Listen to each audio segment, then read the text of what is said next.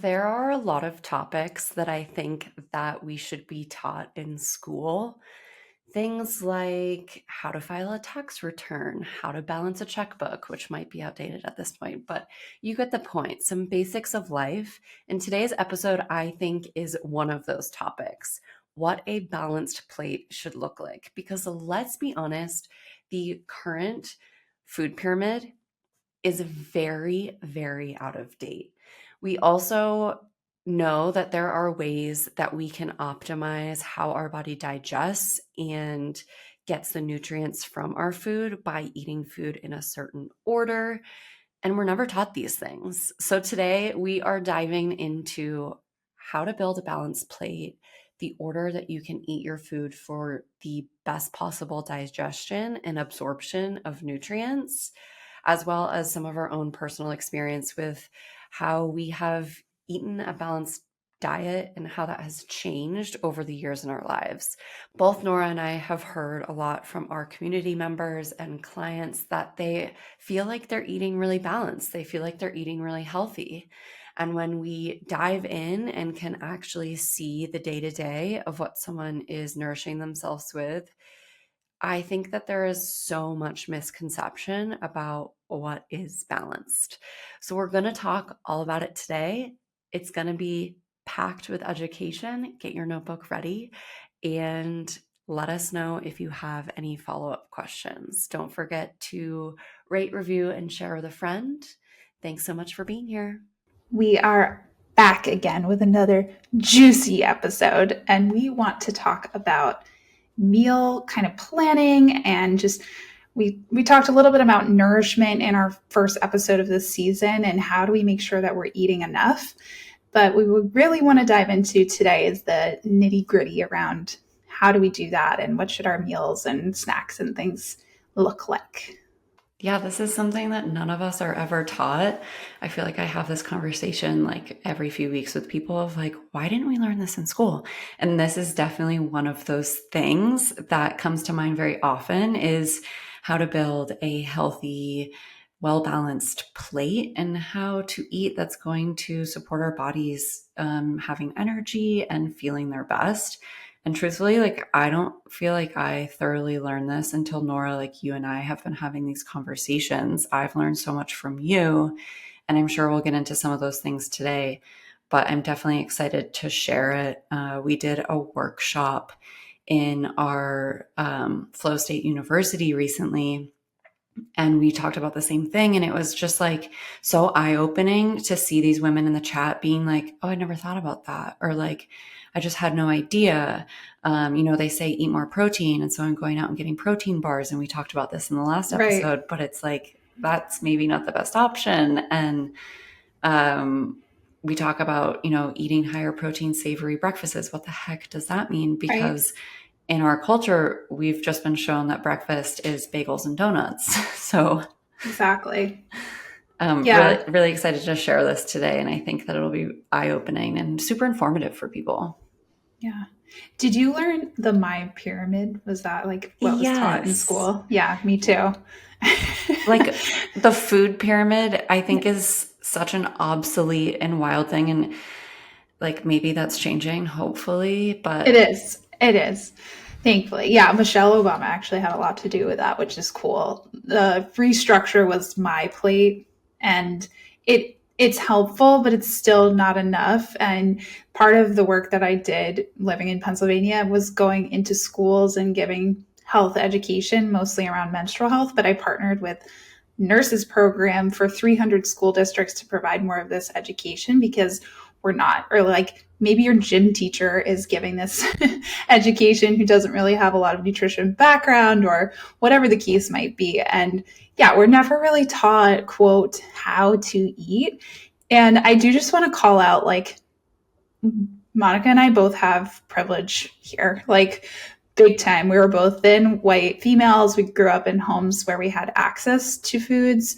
And that's mostly where people learn how to eat. It's what's being modeled in your home or what's being provided.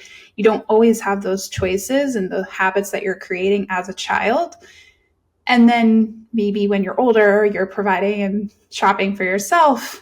you might not have this knowledge. So I just want to call that out to be fair. Definitely.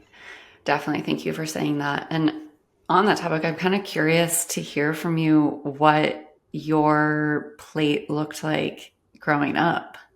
That just made me think about mine. And it makes me be really grateful because there was a sense in my household of dinner. We had a protein, a starch, Mm-hmm. and a vegetable. So, like, I think that's a pretty good basis Yeah. for, especially, our parents' generation who, again, they were just doing their best. They didn't Yeah. know, and it was the low fat era.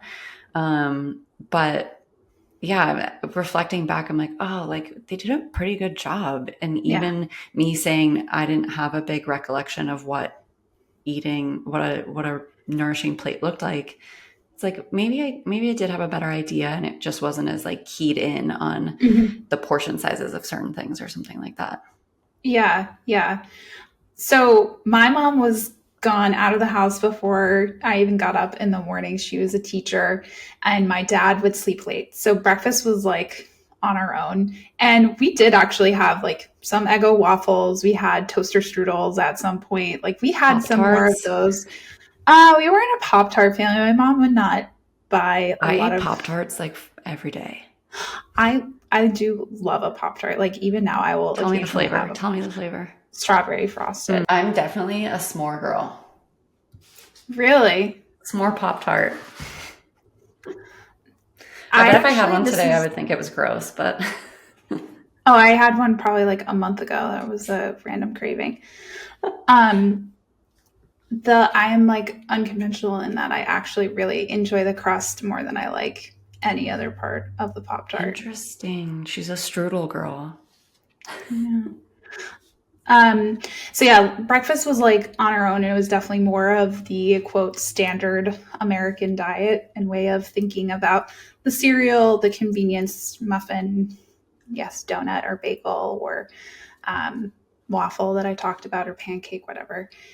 And lunch I did at school mostly, and I in high school would get double portion for most days of the week. Mm.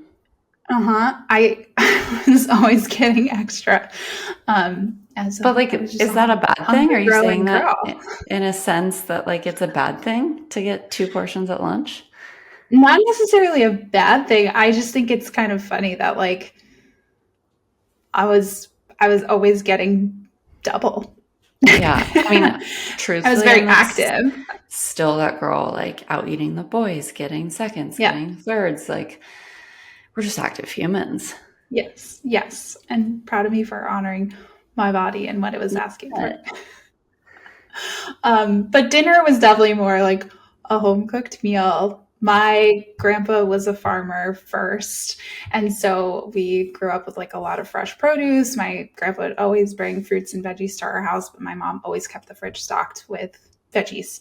So, Mm-hmm. yeah, I would say like pretty similar for dinner time, but not necessarily for breakfast and lunch as much. Yeah.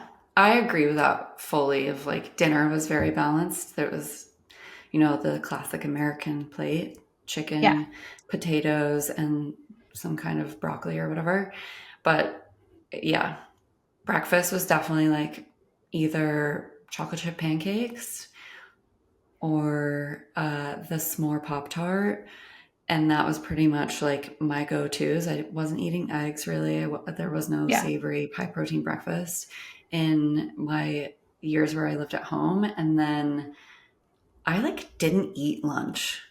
Like, I hated school lunch. I hated packed lunch. My school had like the big pretzels. Do you know what I mean? Like the pretzel warmer. And I would literally probably eat just like a pretzel every day for lunch. Wow.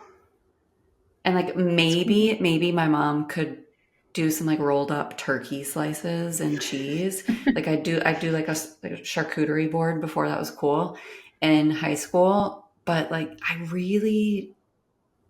being hungry a lot in high school because I just Mm, didn't like the lunch option. So that's that so was interesting. challenging. And still I feel that way. Like if I have to bring a lunch, like it's not really my favorite. I'm not like, I don't like a homemade sandwich because it gets soggy, which so grateful that I can work at home and I'll like take Yeah. time out of my day to make lunch or make sure I have leftovers because it's truthfully, I think, one of the more challenging meals. Yeah, I definitely want to talk about that today because honestly, most people that come and work with me, this is where we start because I'll ask them, we'll either go through like what a typical day looks like food wise, or they'll log a little in a nutrition log. We talked about that on the nourishment episode, but most people come to me and they're like, I'm doing all the right things, like I'm eating healthy, I'm all this, and then I go through, or we go through the day together, and I see so many things, and that's, I mean, you're working with a dietitian, like, so that's the whole point. You're coming to me for help.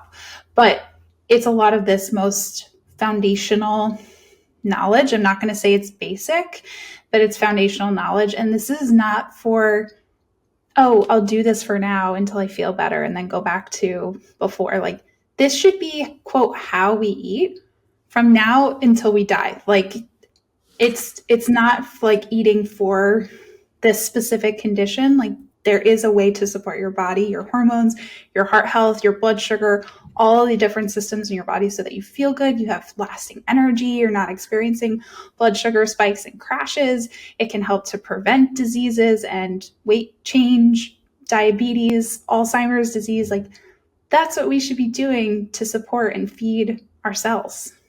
Yeah. And I think too, like I learned from you just the blood sugar, like the blood sugar knowledge, that foundation of like Mm, understanding eating often enough and eating foods in a certain order to support blood sugar.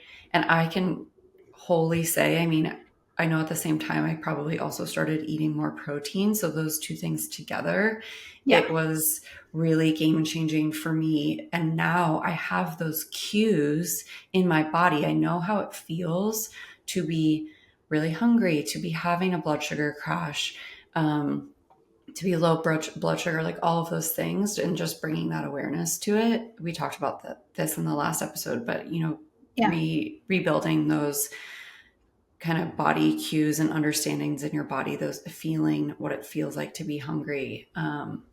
It's been wild, wild. So maybe let's just like start to dig into the nitty gritty of Yeah. like like what is a balanced plate? Is there a certain order we should be eating our foods? What does Yeah. that look like? I would say if you are new to the podcast, also go back and listen to our blood sugar episode because I shared a lot about like what are these common symptoms or feelings that you might be experiencing, and then how do we combat this. So today is going to be more from like the nutrition perspective and building this balanced plate. How do we make a balanced meal? But this goes hand in hand with that blood sugar information. So go back, we'll link it in the show notes, start there, and then listen to this episode. I love the Canadian food guidelines. They do a Mm, beautiful job. I think I'm a very, very visual person, so it's helpful that I'll kind of show this image or walk people through this balanced plate method, as I call it. And it's a framework. It's kind of like the basic quote recipe that each plate or meal should look like to again give you that satiation, meaning like you feel full, you feel satisfied, you're not like, oh, I need like something more, like that didn't quite hit the spot, and kind of being able to check that box every time. But also, it takes that brain space away of the decision fatigue of like, well, I don't know what to eat. My husband and I were just talking about that this week. He's like, I feel like I'm really good on protein, but I don't always think about what I should have on the side. hmm I think that's super common for people too, especially if you didn't really, if you weren't previously a cook, or I don't know, what's your experience with that? Yeah, and I wouldn't even necessarily say that that's a bad way to think about a meal because if you're thinking about the protein first and then you can build a plate around that, like that's great. For me, like when I'm thinking about like, oh, what's for dinner? I think that's like the most common thing is like, oh, what's for dinner, right? I definitely am thinking about the whole meal and thinking about the kind of like 3 sections of my plate Mm-hmm. being like vegetables, protein, and carbohydrates. And so I think of a meal as a whole, but definitely in that same vein, like Max, my boyfriend, when we started cooking together, he ate like meat and rice every night, meat and rice, meat and rice. And then he was How do you complaining poop? that, well, and then he was complaining that he had diarrhea all the time. And I'm like, okay, well, you're not getting enough fiber. Like, like we need to add some vegetables in. And we just had friends in town and they were like, Max eats a lot of vegetables now. And it's been cool to kind of see him start to adopt some of this Yeah. vegetable, like adding color to his plate. He's a big fruit guy, but like there were not vegetables in the house. And now he's pooping way regularly. And I was gonna ask. it's like, oh, like this makes sense. And, he loves to think of it as like, oh, all these colorful foods are helping my brain, which is true. And yeah, so I think it's different for everyone, of course, but it's hard to create the meal. And I think women are usually the ones who are like ideating meals and coming up with meals when it's like the question of, oh, what's for dinner? But yeah. Yeah. So my basic framework is fiber first. I'll share why. I learned that Then from Norah and it's game changing. love that. Protein second. And then I use the word flavor as opposed to saying fat because some people don't want to think that they're including fat in a meal. So I like to use the word flavor. And then having your starchier carbs last. So that Mm, order of operations is really, really helpful from a digestive standpoint. So starting with fiber first helps with your digestion.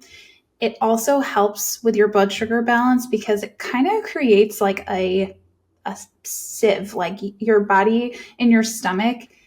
You're creating this like filter, and then everything that comes beyond it, or excuse me, past that, is going to be slowed down in how quickly it's metabolized. So the opposite, if you started with your carbs first, they're the quickest source of energy for your body to use up, and you're going to use that energy really, really quickly, and then you're going to come crashing down.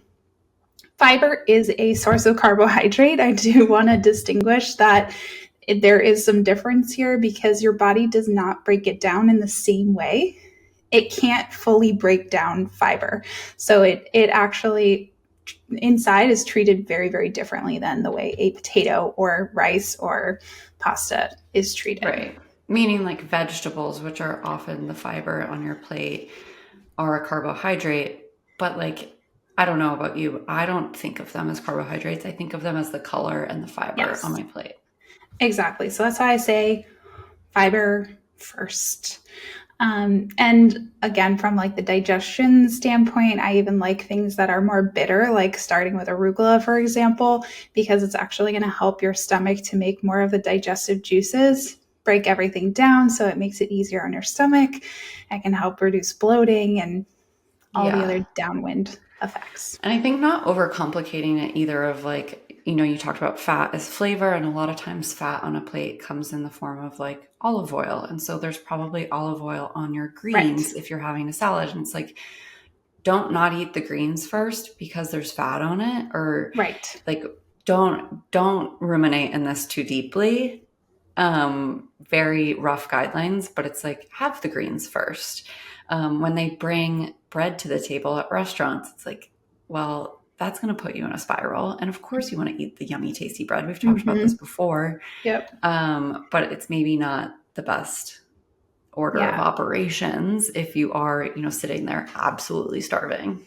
Yeah, exactly. So, yeah, we talked about in that episode too of like, can you start with the salad or can you get bitters or bring your little tincture of apple cider vinegar like Monica to your own meal and put it in your water or ask for club soda or something? The biggest question I get is, well, okay, Nora, but what about like if I'm eating soup or I get this combination meal like a bowl from somewhere or I have a salad and it's everything is mixed up in there. Even just starting with like a couple of bites of that fiber or vegetable first is still going to be helpful. Or like in the case of having, if you're going to do a potato soup or whatever the kind of soup is, can you start with a side salad or like some sort of green? Mm-hmm. So I really, my approach in nutrition in general is more from what can we add as opposed to what can we remove.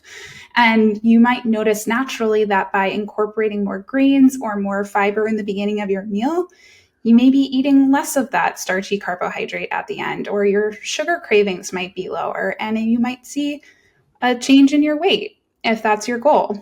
Yeah. Because you're going to feel fuller faster when you have the fiber first. So, again, this is like a general structure framework, not meant to be rigid. And if you're out for coffee and you grab a croissant or a muffin, like having a one off or an every so often like that is not going to be the thing that's holding you back, in my opinion. Totally. I think too, people hearing this, they're like, okay, easy enough at dinner. Easy Mm-hmm. enough at dinner to have your salad first or whatever, your vegetable first. Breakfast is where I hear the biggest, like, well, what the heck do I eat Yeah. for breakfast? So maybe like let's share a little bit about some of our breakfasts that are on rotation just to give people Yeah. an idea. I would say breakfast and lunch. I get a lot of questions about lunch in general. And like, if you do go into work somewhere, how do you pack something that is going to keep? And if you don't have a microwave or whatever the access is. So, yeah, I definitely want to provide some suggestions around that. Personally, breakfast is pretty standard for me, and we eat oatmeal. And this is a combination meal, but the oats have the fiber in there. We use milk or we'll use soy milk. So we're getting a lot of protein from both milk. We add in protein powder. We add in ground flaxseed, maca when I'm not pregnant, and then a little bit of fruit for a little bit of flavor, peanut butter or another nut butter for fat or flavor. And so, really, that is a combination meal. But personally, what I found, I talked about wearing a continuous glucose monitor previously 3 years ago, adding a scoop of whole fat Greek yogurt to my oatmeal was the difference in me having a blood sugar spike versus not. So, this is again where like it can be individualized in how you're feeling, but this meal for me lasts about 4 hours worth of energy. Wow. Yeah. I don't think I'm eating enough oatmeal when I eat it or something. Yeah. The whole thing is like about 600 to 700 calories. So it's a Yeah. substantial breakfast. We're not adding any sugar in there. It has enough carbs on its own. As I said, a little bit of fruit for some flavor. You don't put honey on it or anything. No, no. Tell me about, I'm going to ask you some questions about this. Yeah. Uh, you add protein to Yeah. yours. And are you usually doing overnight oats or are they hot oats? I like hot oats. Yeah. Okay. When I add the protein to hot oats, it like crystallizes or something. Do you add the protein before you cook it? No. Okay. Maybe you need a little bit more water Water. or milk or whatever the liquid is. Mm, I even find with like adding in the yogurt, it adds some more moisture to it and makes it all yeah. come together a little I do think it's woppy. good with salt on it, but I have a hard time not putting brown sugar in oatmeal. Like I just want it to Even if be. you did like a chocolate protein. I haven't tried it with chocolate protein. I don't know. I Mm, think chocolate oats would maybe gross me out. yeah. I usually So do unflavored protein when I do oats. interesting. And again, like you can add whatever toppings here, and this is a very Western breakfast. I just want to say that also. Um, but if you don't want your oatmeal to be your entire meal, it can be a part of your meal. It can be that third Totally. component. So you could start with like your breakfast salad and have some chicken sausage or some eggs or leftover ground meat or whatever other protein source you want to have here. It doesn't all have to be in the one bowl. That's just my preference. What works. Well, and it It's sounds pretty easy easy, for me. honestly. Yeah. Like, I think easy is great. I'd say like breakfast and dinner are two of the meals that I spend the most time on in my day. So I'm usually making a pretty full breakfast. Yeah. I always start my day with 2 scoops of protein right when I get up because I don't love to eat immediately when I get up, but I want my coffee. So I do my 2 scoops of protein and water, chug it down, and then I have coffee with heavy cream. And then probably like within an hour, I'll do a bigger breakfast. So that's like 2 or 3 eggs. And just got this hot tip from my friend Hillary to buy hot Italian sausage, and just like fry it in a pan and then like put your eggs on it or whatever, like even scramble eggs in with it. And the hot Italian sausage adds like really good flavor. I was doing chicken sausage before, like a chicken breakfast sausage. Blinsky's, I think, is Yeah. the brand that's at like Whole Foods. But I was kind of getting grossed out about it. Like the texture is a little gross Mm. because it's not like that crumbly like ground sausage. And I'm really loving the hot Italian. So if you're feeling like you have the breakfast ick, I feel like that's a good mix up. Yeah. And I'll do like half a piece of sourdough with like avocado on it, and then greens with olive oil and vinegar and salt and pepper, and usually like half a mango or whatever fruit is in season. Maybe it's like half Mhm. of an orange or something, but a pretty big, solid breakfast. I was eating way more eggs, I'd say maybe like a year ago. Now I've started adding more breakfast meat into the Mhm. scenario to kind of like up my protein without having to eat 3 or 4 eggs because Yeah. like the egg ache is real. Yeah. I get so I go in and out with eggs for sure. Some days I can only eat one. Yeah. And that's totally fair. People will ask me, like, can I eat eggs every day? Yes, you can. I'm not worried about the cholesterol in the eggs, truly. Like, even if cholesterol is an issue for you, I want to focus more on the fiber first. Like, make Mm, sure you're getting enough fiber in. High cholesterol can be for a variety of reasons. It's not usually from dietary cholesterol. So, that's like such a huge myth that so many people buy into. Um, even when I talk to my mom about some breakfast ideas, she's like, Nora, that's so much volume. Like I can't sit and eat 3 eggs in a meal. I'm gonna be full. And so that's where getting creative, like I'm on board for a smoothie if it's going to be easier for you, but let's talk about what's in that smoothie, right? mm-hmm. We want to have the protein, we want to have the fat or the flavor, and we want to have the fiber, and not doing 3 cups of fruit for 1 cup of liquid. Like that's going to be a sugar overload. Even though the sugar is coming from fruit, it is Yeah. still sugar, and how your body is going to respond to it. Now there's fiber, there's nutrients, there's so many beautiful things that fruit also provides us. But at the end of the day, it's this balance. So like my standard smoothie recipe is about a half a cup of fruit. I'll usually do a chunk of banana because it adds creaminess, and some berries, or do pineapple, mango, and coconut.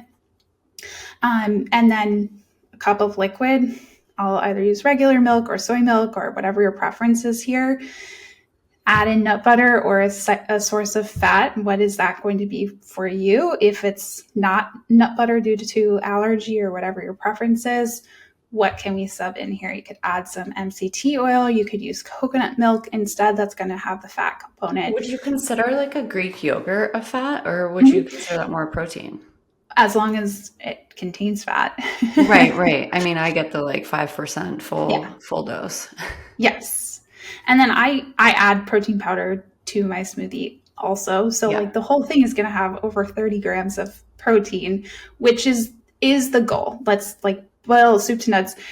Starting your day with about 30 grams of protein is going to set your body up for blood sugar success for the rest of the day. That meal is truly, it is the most important when it comes to setting the tone for the rest of the day. And it can help with your mood and your energy, like so your digestion, all of these things we It's a just keep game talking about. changer. It's just a Yeah. game changer. One question I had, a little off topic, but with eggs, have Yeah. you heard of eggs causing acne? For some folks, it can be a contributor. It Okay. really depends. Yeah. Yeah, I heard that on a podcast recently and I was like, whoa, like, Mm, can you imagine not being able to eat eggs? I know there are a lot of egg allergies that exist out there, yes. but I would look more at like what's going on with your hormones at that point. And when I say eggs too, I'm choosing, again, I feel very fortunate, choosing a pasture raised egg because the nutrition, there's going to be much higher omega 3 fatty acids in that because of what the chicken is actually eating. It's not just feeding on soy or corn, and that You changes can the quality of the egg. literally tell based off of like the yolk color. Like Mm-hmm. you buy a conventional egg and then you buy a cage-free like egg. Not even cage-free. It's pasture raised. Pasture Yeah, raised, pasture yeah. raised. And the yolk is like bright sunny orange Mm-hmm. versus this like dull Pale yellow. yellow. And Yeah. you're like, whoa, like think about the nutrients and life we get from the sun, and then we're getting that like sun color in an egg. It's so wild to me. Yeah. No, I do love that. And again, like if that's a limiting factor because of the cost or whatever, then have that in your rotation. It doesn't need to be your breakfast every single day. Right. Also, breakfast doesn't have to be a quote breakfast food. Like you can eat leftovers from your dinner for breakfast. It Yeah. really, your body does not know the difference in saying, oh, I can only eat these types of foods That's at such a this good time. reminder. That's Yeah, like such a good it's simple. reminder. I mean, think about as a kid too, when you got to have breakfast for dinner and how exciting that was. What if you had dinner for breakfast? Yeah, we'll still make breakfast for dinner in our household once in a while. I'm And a too, huge I fan. will say there are some good like protein pancake recipes Mm-hmm. out there. I have been making these pancakes that are like cottage cheese and egg in them. Mm-hmm. And they're the fluffiest, best pancakes I've ever had. And it's like a cottage cheese pancake. Like, Are they blender? Like, do you mix them up in a blender? yeah. Yeah. So Nice. it's like butter, cottage cheese, egg, and a little bit of flour. Um, and I'll usually put blueberries in them and then do like a little side of sausage and a little green salad. And it's like Nice. that I'm not having pancakes for breakfast. They are a corner of the plate. Exactly. Yeah. I think that's a really good point, too. Like, it's not that you can't have the bagel or the pancake or the waffle or insert whatever carb we're talking about here. It's like, can you have the fiber first, your protein second, and have your carb last? That's Yeah. the ideal. Again, like, What are some of your tips and tricks for lunch? yeah. So I'm fortunate also in working from home, and I don't love leftovers always. I'm pretty particular about what leftovers I like to enjoy. Really? Yeah, it just does not do it for me. I'd rather make eggs or something since I don't usually make eggs for breakfast, but That makes I sense. like a warm lunch most of the time. I would agree with that I like reheated lunch or some kind of warmth for lunch. I agree. That might Yeah. be like Ayurvedically, we might be Yeah, it's on true, the same. especially in the colder months and things. But so, aside from myself, the tips that I'm going to recommend to others are what is this similar framework that we can follow? So, can you start, even if you don't want to have a salad at every single lunch meal, can you bring some greens? I love like a veggie crudité, snack on a few fibrous veggies, then have your protein, or if you packed a sandwich because that's what works for you, like that's fine. Yeah. I mean, like That have a couple works. carrots. Have a Yeah. carrot first. Yeah, That exactly. counts, right? Yeah. I love snacking cucumber, snap peas, The carrots. little mini peppers. Yes, Love love. I those. eat peppers like an apple. Me too. This like well, not a big pepper, but I love the I little do. sweet ones. I'll just like Yeah, they're and then great. I'm a sauce girly, so you like with a little veggie, I'm like, a little like nice blue cheese or like Mhm. something. Like I will dip. I'm a Do you dipper. still like the bitchin sauce? Love the bitchin sauce. I actually haven't bought it recently, Yeah. but yeah, the Or bitchin sauce is so hummus. good, which is like a nut. It's an almond base, isn't it? Yeah. Yeah, hummus is great. Yep.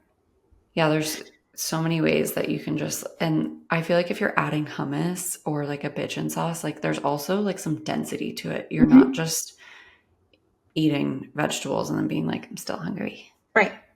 And that's like just the appetizer, so to speak. Totally. I love a bowl. I think bowls are like the easiest way to kind of fit this framework. So what's your grain for the week or like for the next 3 days? Can you make a pot of rice? Can you make some quinoa? Can you make some pasta or whatever your go-to grain is What's for your a go-to few grain? days? I had potatoes in my lunch today. I love like a microwaved sweet potato, little butter. That's my go-to. Mm. Yeah. Lately, it's been pearled couscous. It's basically pasta that's Yeah. round. But I really like to make it in a bone broth. And so it's like Mm-hmm. absorbed all this rich broth. And then I'll put a bunch of like garlic in it and rosemary and herbs. So it's kind of making this like rice pilaf flavored Yeah. pearled couscous. And then I feel I can put chicken on it. I can put steak on it. Like I can put dressing on it. Like it, you can do everything with it. And I love it's a little slimy, kind of tastes like roe in your mouth. Like it's almost like fish eggs. Weird, I know, but I'm really into it. Hot take. I don't know. Okay. I was like sold until the end there, but Well, you know, like um when you eat the fish eggs and it's kind of a fun experience in your like mouth. pops in your Yeah. mouth. Yeah. You don't get the same popping, but it is that kind of like that. I hate to say slimy, but like a little slimy. Yeah. No, no. I get more of like a pasta salad y Totally. vibe than dry grain. Yeah, like rice to me is really bland. Yeah. I eat it a lot, Yeah. but it's kind of boring. I feel similarly. But yes, a great tip too with cooking rice or quinoa or couscous, whatever, in bone broth or just in broth in general for flavor. It's so much better. Yeah. And if you have the ability to quote unquote splurge on broth, like look for a broth that does have protein in it. There are a lot of Hmm. broths on the shelf that are zero protein, and like I think it's fake advertising. It's basically water with Yeah. one bone in it, Like and there's not much sparkles. nutrient like in that Hmm. product. And the broths that actually have protein in them, they're more flavorful for one, but yeah, they just have more nutrients in them and they're more expensive because Yeah. of what they are. But Yeah. I do like the Kettle and Fire brand. yeah, I mean, I'll even just buy like Pacifica or like the Yeah. um, Whole Foods brand 365, but just make sure that I'm getting the one that has like 9 to 10 grams of Yeah. protein in a serving. Yeah. The bone broth keyword. Um, yeah, I'm a fan of the bowl situation. So like use that as your base. And a serving is about a half a cup cooked. I've been seeing this a lot too of like this is an easy place if you don't really look at serving sizes. Again, we want to focus on having the fiber first, protein second, and then the carb last. And then your protein. What's an easy thing? I'll do like a canned tuna fish or even canned chicken to make tuna fish or chicken salad or egg salad. I like all of those things. Very easy, and you can make a larger amount at one time and then pack a lunch. Deli meat, I'm fine with. Again, like, is this an everyday thing or like a once a week thing that you're making? I'm fine personally with a deli meat or having a sandwich. Um, or then whatever leftover protein. I had chicken thighs in my lunch today that we made for dinner last night. Had arugula salad with avocado first, and then I had my potatoes last. So like literally that framework. Yeah. Okay, you saying avocado reminded me you were talking about smoothies. Avocado is like a secret Mm-hmm. ingredient to make your smoothie more creamy. Yeah. That's a good thing to add into smoothies. But Riced cauliflower also makes it creamy, yeah, which I like agree. I am not for riced cauliflower as a replacement for rice at a meal. It's a vegetable, but this is an easy way if you are challenged to get Frozen. enough fiber or vegetables into your day. It's a really, really easy way to sneak things in and it adds that creaminess too. I also think that carrots are really good in smoothies because they are like relatively sweet. So I'll like throw half a carrot in there sometimes. But Ooh, I back haven't on done the that. lunch thing, I Yeah. agree. Like my hack for lunch is just make 2 times as much at dinner. Yeah. And then be able to use, like, make 2 times as much protein and also have, like you're saying, that carbohydrate base that you've made for the week or for the next 3 or 4 days, and be able to put a different bowl together. So if we have chicken at night, I'll go and make that into like a buffalo bowl during the day where it has like grains, whatever on bottom, and I'll throw some buffalo sauce on it, some microgreens, put some cherry tomatoes and cucumbers in there, and like have a bowl. That's it. Yeah. And it's so easy. And I could see, if you're not able to eat at home, that could be a good take with you lunch. Honestly, like I'd eat it cold even. Yeah. I do eat it cold. I don't like using the microwave. And so a lot of times I'll just eat it cold. But that's so funny. Yeah, I think that's like my biggest thing. And something I've had to teach Max with us living together is like, he's like, I don't know what to eat for lunch. Like I never know. And he's home. So he could make lunch. And I'm like, all right, well, we just make more at dinner. And the hard thing is like, no matter how much I make at dinner, he'll just eat it all. Yeah. And I'm like, diarrhea, you say, huh? And so it's like learning, like we've had to learn like the portion part of it and saving some for leftovers. But I think, just thinking at dinner, like, oh, could I eat this tomorrow too? Right. On the flavor/fat topic also, I think this is an area where people, we're so used to buying store-bought dressings and things to dress things up. This is such a great place to make a swap because, not to demonize seed oils, I'm not of that camp either, but this is an area where it's typically going to be made with a corn oil or a sunflower seed or a canola oil. And so this is a really easy place to, one, it's so easy and less expensive to just make them at home. I definitely learned the like homemade Dijon vinaigrette from you. Oh, I haven't made that one in a while. I'm like of the camp too of like, if you, instead of buying a dressing, if you just up your olive oil game a little bit and buy a nicer olive oil. Olive oil has such a beautiful flavor and taste to it. If you have good olive oil and fresh greens, olive oil, salt, and pepper with like a splash of some kind of vinegar, whether it be red wine vinegar, balsamic, like it's delicious. Juice or lime juice. Lemon, lime, like orange if you like, whatever. And throw a little Dijon in there. Throw honey in it, even if you like a sweeter dressing. Like I haven't bought a store-bought dressing other than blue cheese because I love blue cheese in a very long time because I love olive oil. Yeah.